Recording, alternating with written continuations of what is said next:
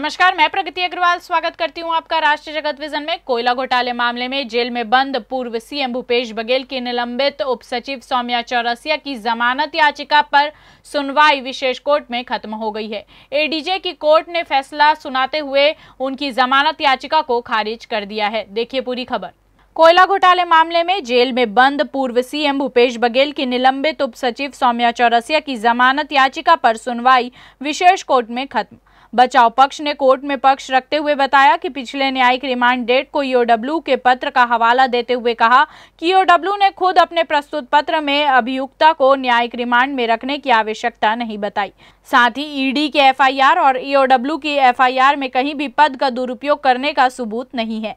बचाव पक्ष ने पिछले दिनों एक युवक कश्मीर में प्रधानमंत्री का करीबी होकर घूमने का उदाहरण देते हुए कहा कि प्रधानमंत्री के पद का दुरुपयोग करने वाले को गिरफ्तार किया गया, ना कि प्रधानमंत्री को। इसके अलावा कई एससी/एचसी की कई न्याय दृष्टांत प्रस्तुत कर जमानत का लाभ देने का अनुरोध किया।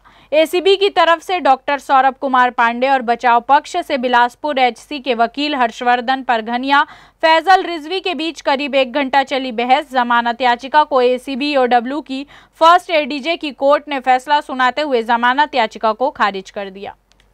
फिलहाल इस खबर में इतना ही। ऐसे ही ताजा तरीन खबरों से जुड़े रहने के लिए देखते रहिए राष्ट्रीय जगत विजन न्यूज। हमारे चैनल को लाइक करें, सब्सक्राइब करें, शेयर करें। नोटिफिकेशन के लिए बेल आइकन दबाना ना भूलें। नमस्कार।